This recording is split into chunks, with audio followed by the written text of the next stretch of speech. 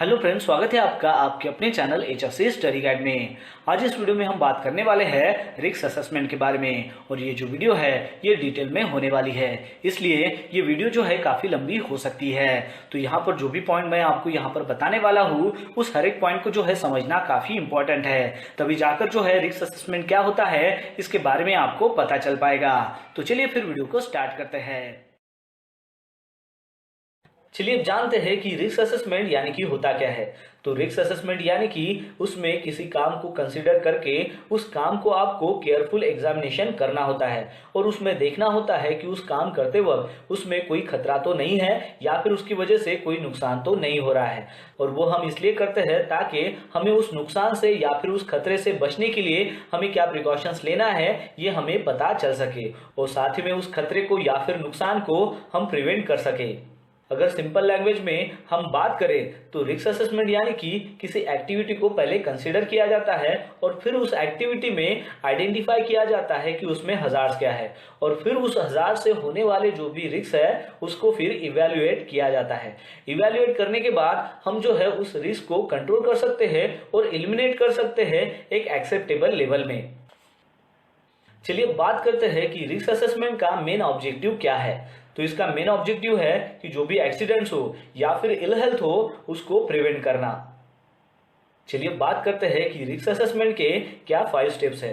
तो उसमें पहला स्टेप आता है कि जो भी एक्टिविटी आपने कंसीडर की है उस एक्टिविटी में क्या हजार्ड्स है उसको आपको आइडेंटिफाई करना है। फिर उसके बाद हमें आइडेंटिफाई करना है कि उस हजार्ड की वजह से किन लोगों को नुकसान हो सकता है और वो कैसे हो सकता है। फिर उसके बाद जो है हमें रिस्क को इवैल्यूएट करना है और डिसाइड करना है कि इसके लिए हमें क्या प्रिकॉशंस लेने हैं।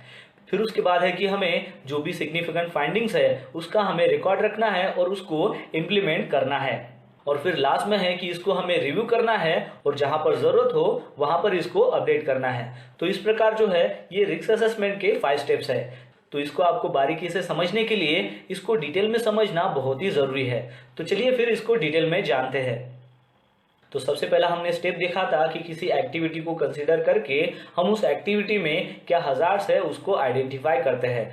तो वो हमारा पहला स्टेप हो जाता है। तो अब ये जो हजार्ड है इसको हम कैसे आइडेंटिफाई कर सकते हैं। तो उसमें हम जो भी वर्क प्लेस है उसका इंस्पेक्शन कर सकते हैं, जो भी वर्क फोर्स है उसके साथ हम बात कर सकते हैं। नॉन इंस्पेक्शन जो भी टेक्निक्स है यानी कि जैसे जो टेक्निक्स है वो हम यहाँ पर लागू कर सकते हैं। फिर उसके बाद है कि जो भी डॉक्यूमेंट्स है उसका हम एग्जामिनेशन कर सकते हैं। फिर उसके बाद है कि कंबाइंड टेक्निक से भी हम हजार्ड को आइडेंटिफाई कर सकते हैं। अब ये कंबाइंड टेक्निक्स यानी कि जो भी ऑडिट्स होता है तो उस ऑडिट की वजह से जो भी रिजल्ट्स निकलता है वो यानी कि कंबाइंड टेक्निक्स में आता है। फिर उसके बाद है कि एक्सीडेंट का जो भी रिकॉर्ड रहता है उसमें से भी हम हजार्ड को आइडेंटिफाई कर सकते हैं। और फिर उसके बाद है कि नियर मिस रिपोर्ट से भी हम हजार्ड को आइडेंटिफाई कर सकते हैं। चलिए बात करते हैं सेकंड स्टेप के बारे में। तो सेकंड स्टेप थी कि जो भी हजार्ड्स है जो हमने आइडेंटिफाई किया था तो उसकी वजह से कौन से ऐसे लोग हैं कि जिनको नुकसान हो सकता है और वो कैसे हो सकता है। तो यहाँ पर आपको एम्प्लॉय को तो कंसीडर करना ही है कि उनको नुकसान हो सकता है, लेकिन उनके अलावा आपको यंग जो पर्सन्स हो या फिर ट्रेनीज हो या फिर विजिटर्स हो या फिर नए या फिर एक्सपेक्टेंट जो मदर्स हो या फिर क्लीनर्स हो या फिर कॉन्ट्रैक्टर्स हो या फिर मेंबर ऑफ पब्लिक हो या फिर आपका जो वर्क प्लेस शेयर करते हैं वो आदमी हो, तो इनको भी जो है वो आपको कंसिडर करना होता है। चलिए अब जानते हैं थर्ड स्टेप के बारे में, जो थी कि आपको यहाँ पर जो भी रिस्क है उसको इवैल्यूएट करना है और साथ ही में इसके लिए आपको प्रिकॉशंस भी लेने हैं। तो इसमें है कि हर एक जो हजार्ड है उसमें से आपको आइडेंटिफाई करना है कि उसकी वजह से क्या हार्म हो सकता है, क्या नुकसान हो सकता है। और इसकी मदद से जो है आप ये डिटरमाइन कर सकते हो कि आपको जो रिस्क लेवल है उसको आपको कितना रिड्यूस करना है या फिर नहीं करना है। यहाँ तक कि जब आप सारे प्रिकॉशंस ले लेते हो तब भी जो है कुछ ना कुछ जो रिस्क वहां पर है वो मौजूद रहती है। तो उसके लिए आपको ये डिसाइड करना है कि जो भी सिग्निफिकेंट हजार्ड है तो उसमें से जो भी बची हुई जो रिस्क है वो हाई है, मीडियम है या फिर लो है, ये आपको वहां पर डिसाइड करना होता है। और ये डिसाइड करने के लिए आप रिस्क लेवल का यूज कर सकते हो। तो रिस्क लेवल यानी कि प्रोबेबिलिटी बाय सेवरिटी। तो ये रिस्क लेवल क्या होता है, रिस्क मैट्रिक्स क्या होता है, प्रोबेबिलिटी क्या होता है और सेवरिटी क्या होता है, इसके बारे में हम आगे में बात करने ही वाले हैं। फिर उसके बाद फोर्थ स्टेप था कि जो भी सिग्निफिकेंट फाइंडिंग्स है जो हमने फाइंड आउट किए हैं तो उसका हमें रिकॉर्ड रखना है और उसको फिर इम्प्लीमेंट करना है।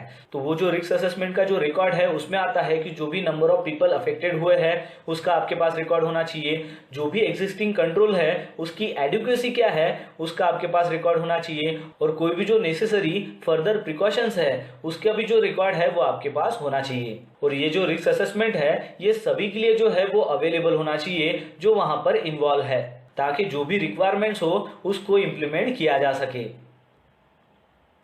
और फिर उसके बाद जो लास्ट स्टेप है वो है कि आपको इसका रिव्यू करना है और जहां पर जरूरत हो वहां पर इसको अपडेट करना है।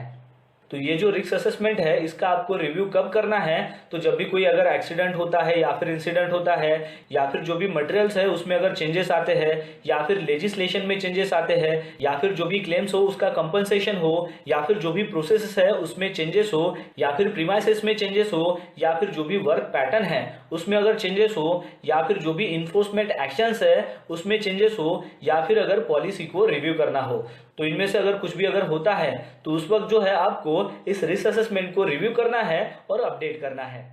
तो रिस्क मैट्रिक्स जानने से पहले आपको रिस्क के बारे में पता होना चाहिए कि रिस्क यानी कि होता क्या है। तो रिस्क यानी कि प्रोबेबिलिटी बाय सेवरिटी, कई जगह पर इसको प्रोबेबिलिटी और सेवरिटी कहते हैं तो कहीं पर इसको कहते हैं लाइक्लीहुड बाय कॉन्सिक्वेंसेस।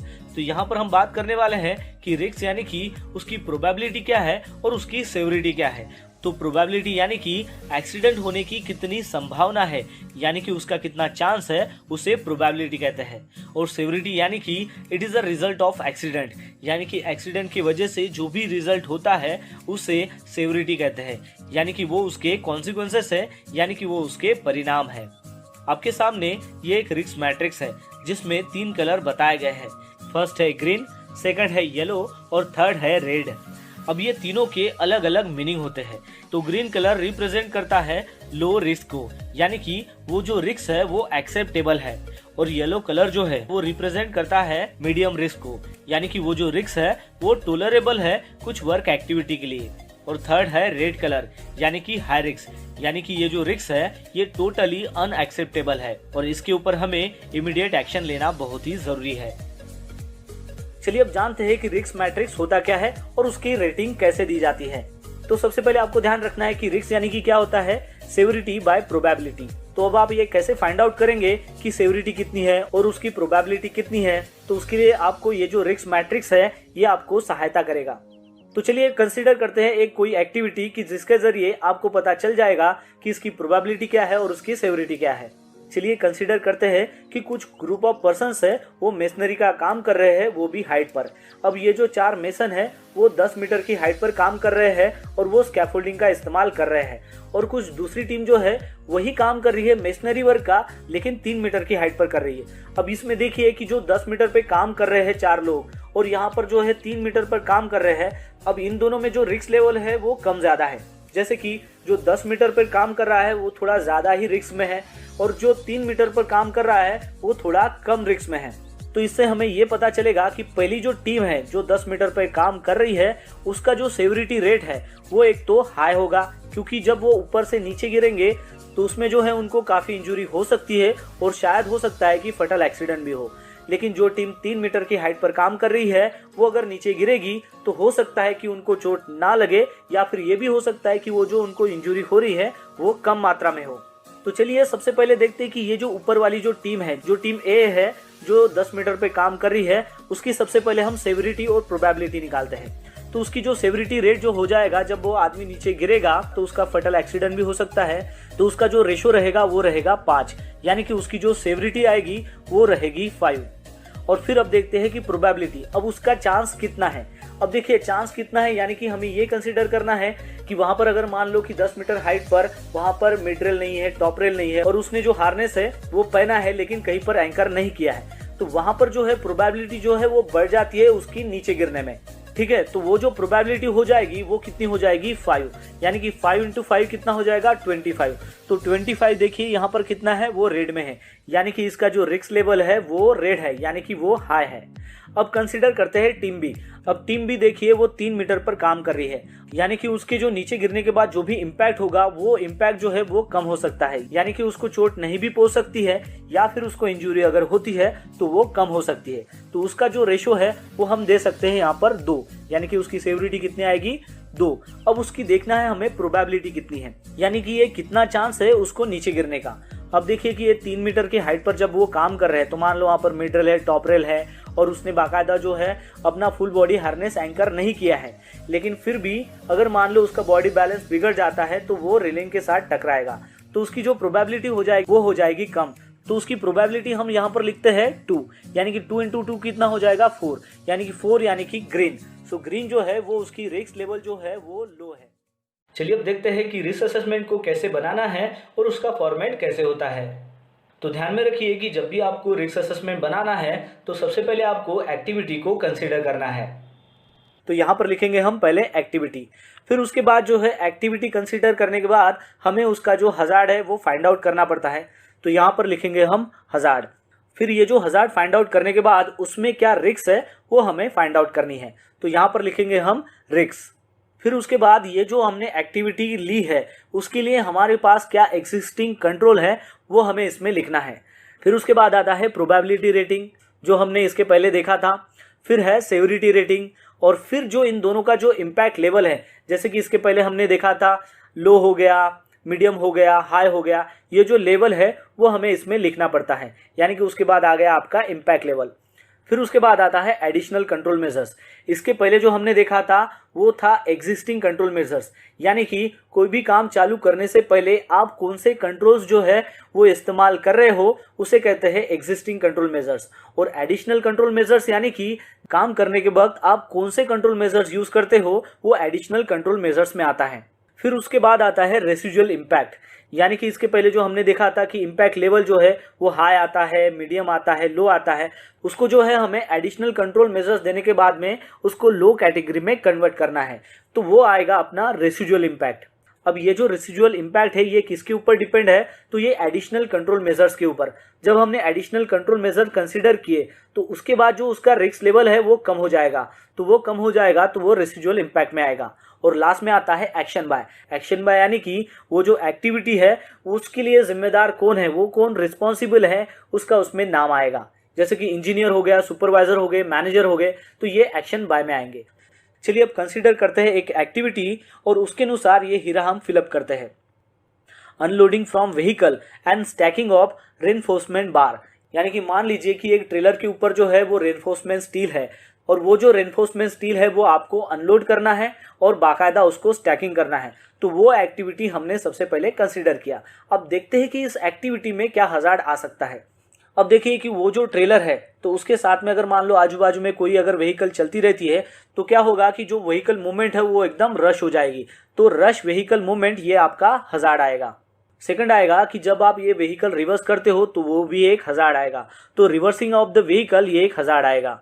फिर उसके बाद आएगा कि जो रेनफोर्समेंट स्टील बार है उसमें अगर मान लो शार्प एजेस है और वो जो अगर आप अनलोड कर रहे हो तो वो जो शार्प एज है वो भी एक हजार्ड है, तो यानी कि unloading of sharp edge rebars ये भी एक हजार्ड है।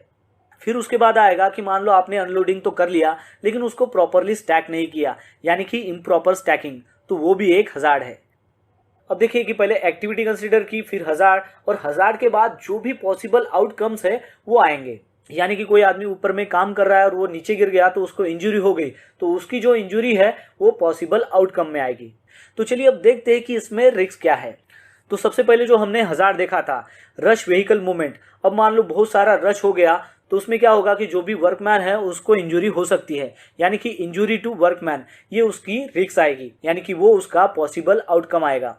फिर सेकंड हजार्ड हमने देखा था रिवर्सिंग ऑफ व्हीकल, तो उसके पॉसिबल आउटकम्स क्या होंगे, रन ओवर ऑन वर्कमैन, यानी कि व्हीकल रिवर्स करते वक्त उसके अगर ड्राइवर का ध्यान नहीं रहेगा तो वो जो वर्कमैन है वहां पर काम कर रहे उसके ऊपर वो गाड़ी चढ़ा सकता है, तो वो एक उसके पॉसिबल आउटकम्स आ सकते हैं।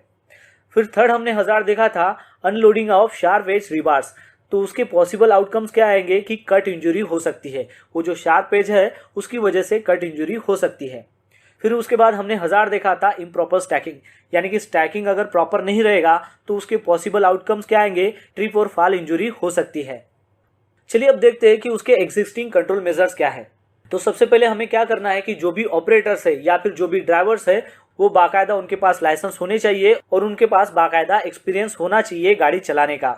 सेकंड एग्जिस्टिंग कंट्रोल ये है कि जो भी व्हीकल्स है उसका जो रिवर्स हॉर्न है और जो टेल लाइट्स है वो अच्छी कंडीशंस में होने चाहिए। फिर थर्ड में आएगा कि सफिशिएंट नंबर ऑफ जो भी स्किल वर्कमैन है उसे ही हमें डिप्लॉय करना है काम के लिए और उनको बाकायदा आपको पीपीज प्रोवाइड करनी है, जैसे कि सेफ्टी हेलमेट हो गया, सेफ्टी शूज हो गया, हैंड ग्लोव्स हो गए, ये सब उन वर्कर को देना है ताकि वो सेफली काम कर सके।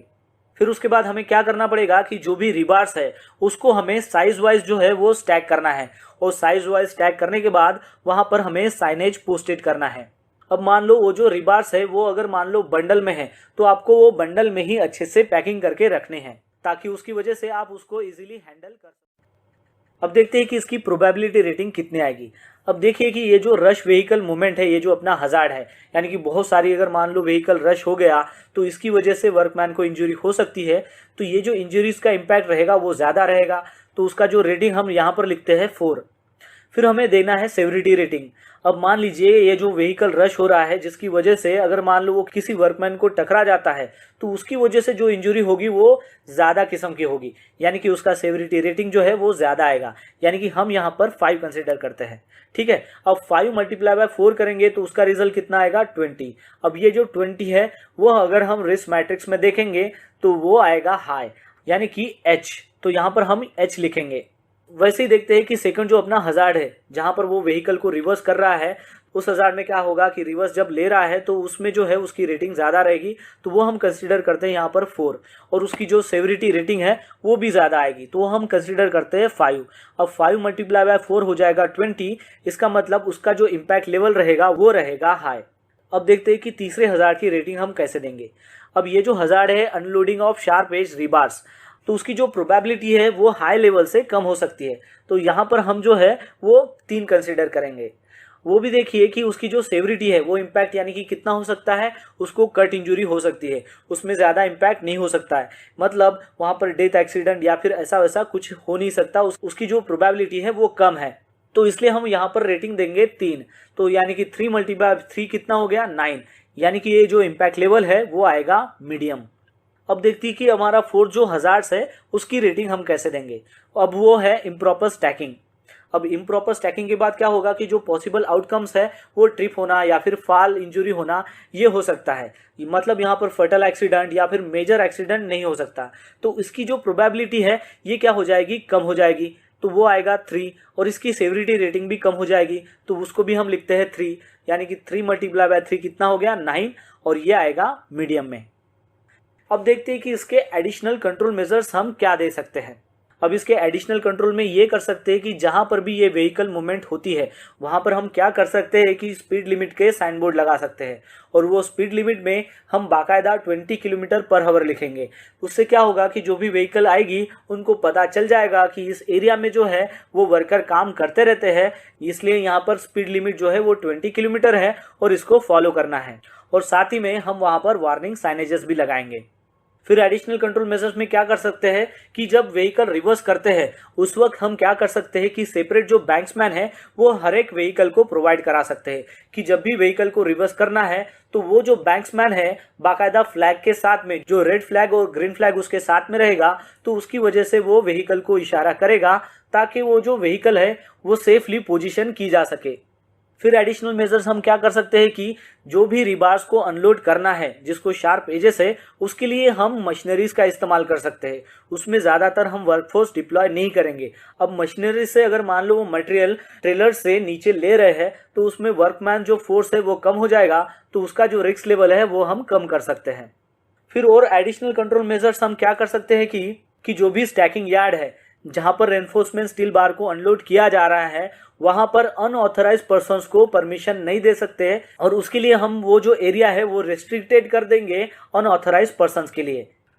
अब ये जो एडिशनल कंट्रोल मेजर्स हमने जो सजेस्टेड किए हैं इसकी वजह से क्या होगा कि ये जो इम्पैक्ट लेवल है ये कम हो जाएगा, यानी कि जो हाई कैटेगरी का इम्पैक्ट लेवल था वो अब वो कम हो जाएगा, यानी कि वो लो हो जाएगा, इसलिए हम यहाँ पर L लिखेंगे।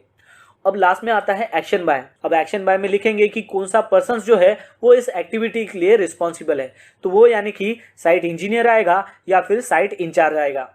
रिस्क असेसमेंट के 5 टाइप्स के बारे में बात करने वाले हैं। तो उसमें सबसे पहला है क्वालिटेटिव रिस्क असेसमेंट, फिर उसके बाद है क्वांटिटेटिव रिस्क असेसमेंट, फिर उसके बाद है जेनेरिक रिस्क असेसमेंट, फिर उसके बाद है साइट स्पेसिफिक रिस्क असेसमेंट और फिर उसके बाद है डायनामिक रिस्क असेसमेंट। तो चलिए अब इसको थोड़ा डिटेल में जानते हैं। तो सबसे पहले जानते हैं कि क्वालिटेटिव जो रिस्क असेसमेंट है वो यानी कि होता क्या है।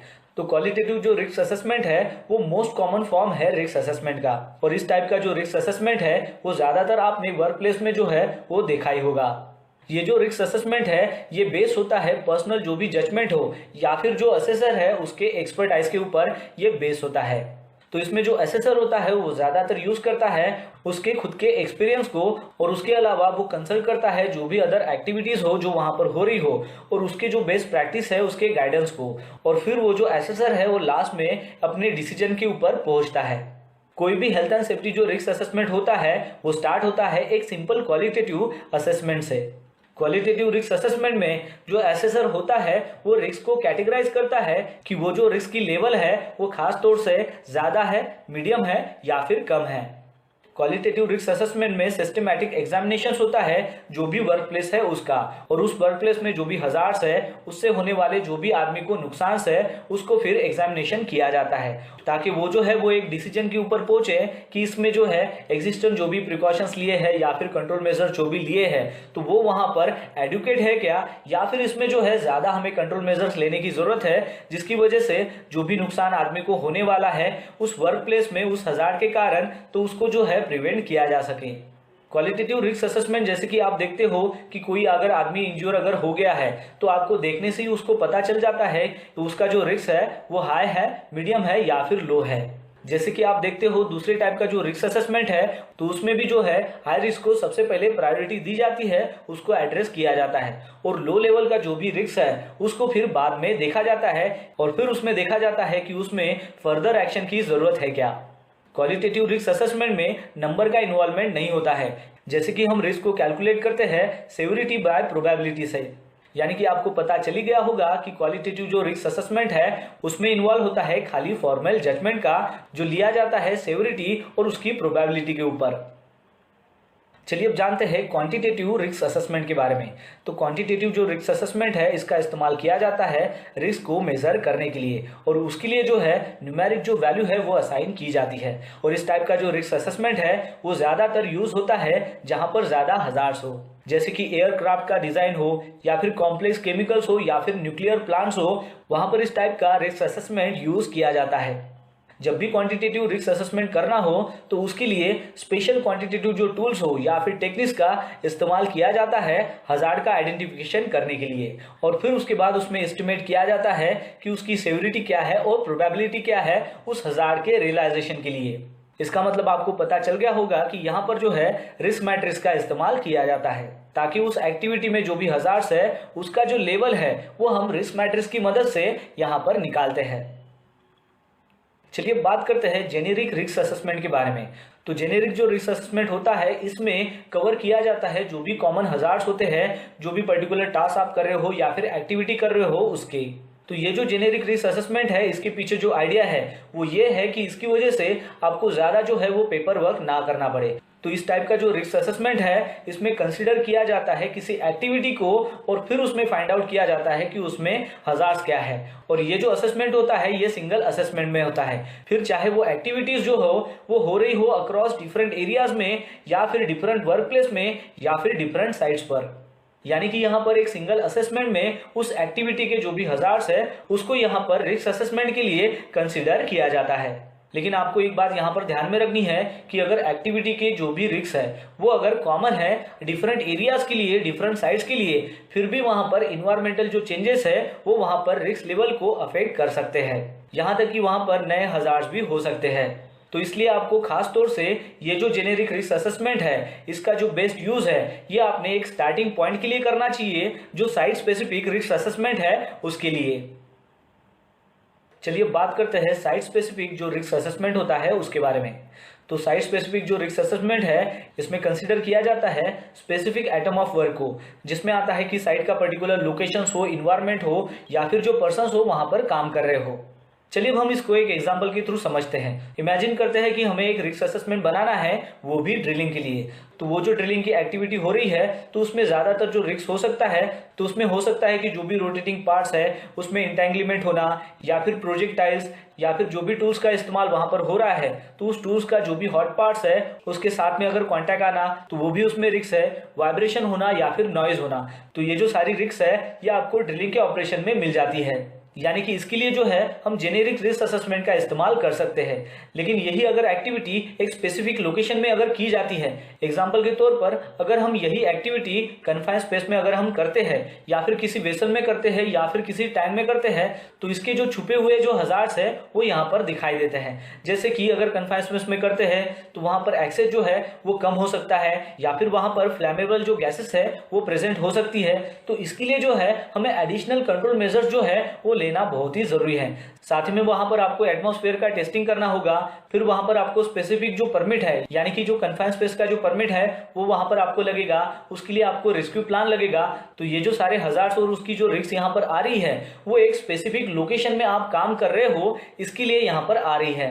इसलिए यहाँ पर साइट स्पेसिफिक जो रिस्क असेसमेंट है वो होना बहुत ही जरूरी है, क्योंकि इस रिस्क असेसमेंट के कारण हम जो एडिशनल जो हजार्ड्स है जो छुपे हुए हैं उसको हम फाइंड आउट कर सकते हैं, उसको हम आइडेंटिफाई कर सकते हैं। यानी कि आपको यहाँ पर समझ में आ गया होगा कि ड्रिलिंग की अगर एक्टिविटी आप अगर कर रहे हो वो अगर बाहर है यानी कि कन्फाइंड स्पेस के बाहर है, एक ओपन स्पेस में अगर कर रहे हो तो उसके लिए अगर आपके पास जेनेरिक रिस्क असेसमेंट है तो वो यहाँ पर वेल एंड गुड है, वो यहाँ पर चल सकता है। लेकिन वही अगर एक्टिविटी अगर आप कन्फाइंड स्पेस में कर रहे हो तो वो जो एक एक्टिविटी है ये एक स्पेसिफिक टास्क के अंडर आ जाती है। तो इसलिए हम यहाँ पर साइट स्पेसिफिक जो रिस्क असेसमेंट है इसका हम यहाँ पर इस्तेमाल करते हैं। चलिए बात करते हैं डायनामिक रिस्क असेसमेंट के बारे में। तो डायनामिक जो रिस्क असेसमेंट है इसमें क्या करते हैं कि जो भी ऑन द स्पॉट सिचुएशंस होती है उसमें जो भी रिस्क इन्वॉल्व है तो उस रिस्क को असेस किया जाता है, उस प्रोसेस को डायनामिक रिस्क असेसमेंट कहा जाता है। चलिए अब हम इसको एक एग्जांपल के थ्रू समझते हैं। मानते हैं कि एक अकेला वर्कर किसी सिचुएशन में काम कर रहा है, लेकिन उस सिचुएशंस में वो कुछ देर के बाद जो है वो वहां पर खुद को जो है अनइजी महसूस करता है। तो वहां पर एक ऐसी प्रोसेस होनी चाहिए ताकि उसको हेल्प मिल सके, या फिर ऐसी एक्शन होनी चाहिए जो हम उसके लिए ले सके। जैसा कि हम समझ सकते हैं कि अगर वहां पर कुछ अगर गलत अगर उसके साथ हो जाता है तो उसके लिए वहां पर एक इमरजेंसी प्रोसीजर होनी चाहिए। तो यहाँ पर आपको समझ में आ गया होगा कि जो भी इमरजेंसी प्रोसीजर्स होती है जो अननोन है यानी कि हमें पता नहीं है कि वो अननोन रिस्क जो है वो कैसे आ सकती है, तो उसके बारे में ऑन द स्पॉट सिचुएशन के ऊपर जो भी रिस्क असेसमेंट उस प्रोसेस में किया जाता है उसे डायनामिक रिस्क असेसमेंट कहा जाता है। तो दोस्तों आशा करता हूँ कि आपको इस वीडियो के माध्यम से पता चल गया होगा रिस्क असेसमेंट के बारे में। तो बस आज के लिए इतना ही, मिलता है नेक्स्ट वीडियो में एक नए टॉपिक के साथ में। तब तक के लिए टेक केयर, बाय बाय।